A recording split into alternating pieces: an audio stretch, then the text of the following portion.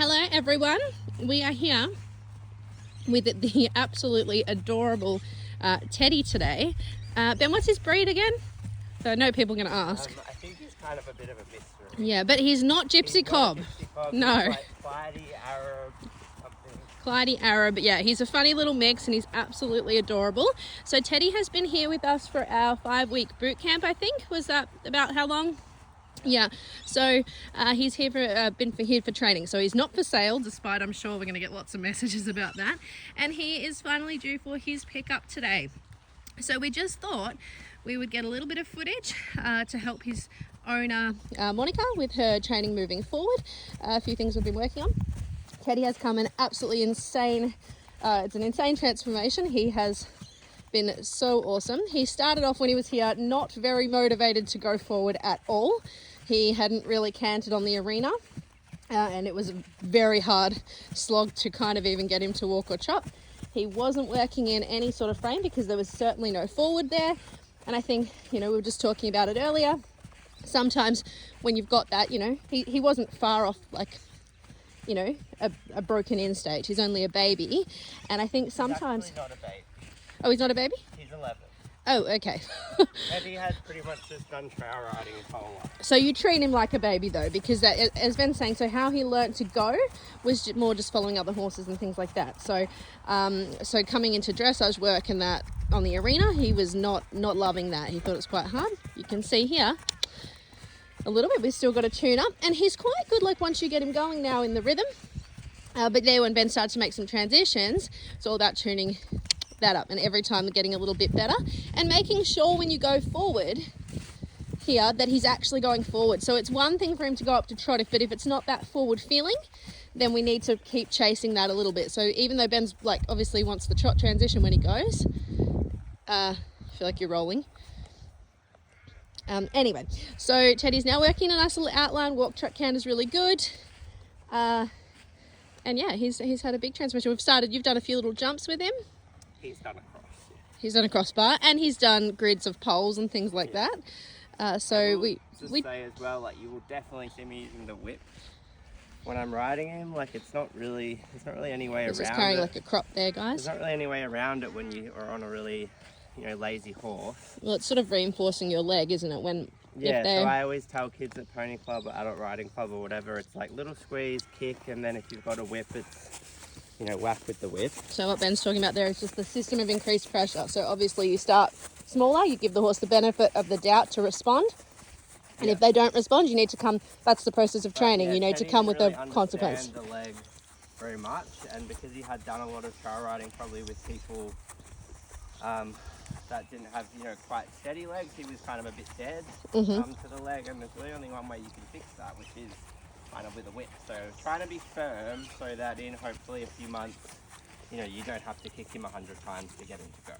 Yeah. But he's still definitely on the leg and also side. But yeah, it's not about me bashing him to get him to go, but it's just about being firm and having a clear system so he does get sharper, and then you can ride him much easier. Yeah. He's still pretty tiring to ride. Yes, he is physical to ride. He's made a massive improvement, but yeah, he's still pretty lazy.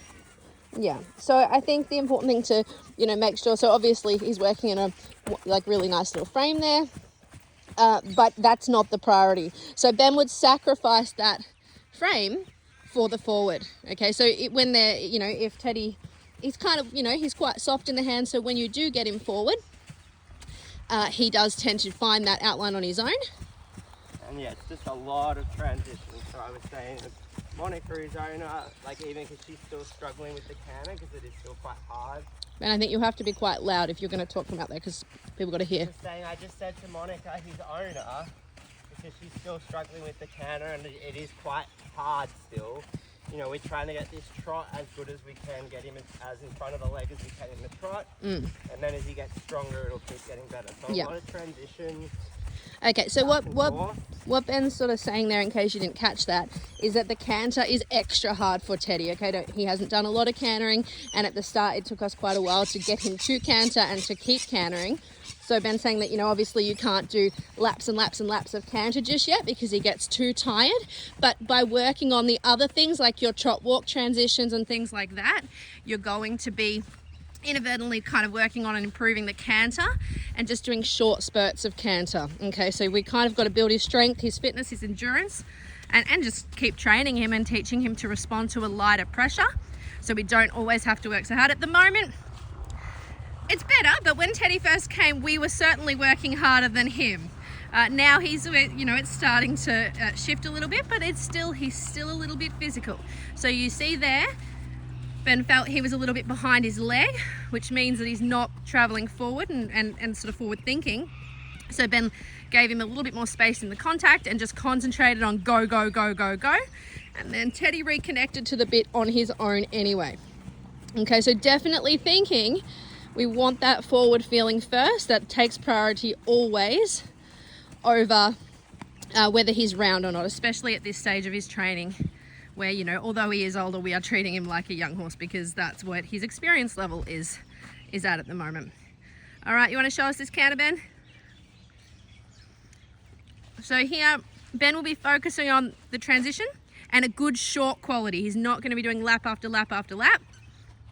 He just wants him to feel forward for, you know, a little bit of time. Another thing I say to people is, Loud. you know, you want the trot like 95%, you know, super forward, like forward as you can get it before you ask the horse to canter. So you're already, you know, the majority of the way there. So I try and get as forward as I can. So you're not so far from the canter. So if you guys didn't hear that, Ben's just saying do the work in the trot before you ask to canter. So make sure he's forward thinking, he's in front of the leg, and that you're not working so hard in the trot. You've got to have that. It should be a feeling, okay, that you're like, I could canter if I wanted to, okay, at any moment. Forward before and after as well. Yes, and that is something to be aware of. With a lot of more forward horses, you would expect them to hold the forward as you come down to trot. For something like Teddy that is on the lazier side, at the moment he slows right down. He would like to go canter halt in an ideal world. He doesn't want to go to trot, and he certainly doesn't want to do a forward trot. So coming back to trot and actually riding with an intention to go more forward on the other side of that transition is super important as well. So we'll watch here as Ben comes down somewhere and he'll deliberately go, go, go, go, go, go. Yeah, so thinking, yeah, perfect. And then it's also about, if Teddy does a few really good ones, we might give him a walk for a second there. And forward again, because even there we have to watch him. Good, as you can see after that, good. So, you know, we don't want to make it really horrible for him in the sense that he does the right thing and we just do 100 transitions and he gets drilled and switched off that way. We want to keep it a little bit interesting. So if he does a really big effort, we might give him a quick walk. It also with him... Yeah, I was going to say with him also, I find that when you give him a walk, he does think his ride is over. So Ben will have to he'll get the opportunity to practice making him forward again, which I'm sure he's looking forward to. So he'll, you know, when he goes back up to trot, he'll have to check, is he still in front of the leg or has he gone to sleep on his little rest? So whenever Ben feels ready, we're just going to have a short right canter. Sort of struggling to canter, like, try to make sure with a horse like Teddy, yeah, just do short stints. So yeah, we spoke about that. When he comes back to trot, he's not just dropping out. Yeah. Yes. So that's what, Ben's saying it's better there to intentionally make the transitions, the canter spurts a little shorter so that you're in control of when he comes back to trot and he's not just dropping out all the time and that's becoming a habit.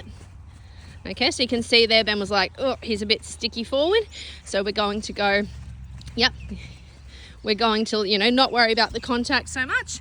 Get him to go. He gave him a couple of taps with the crop to reinforce that leg aid. Always making sure that you ask with the leg first.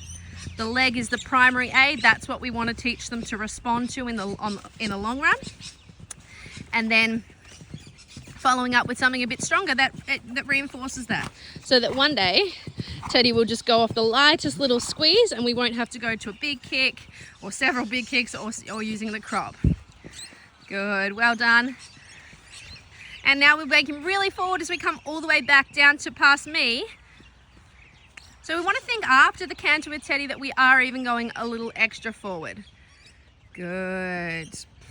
And then when we come forward to walk, same thing. He needs to keep going forward. And I find this one of the harder parts. But like when he comes back to walk, he's like, oh, that was good though. He really tries to slow down again. So anyway, guys, that's a little bit about what we've been working on with this guy, Teddy.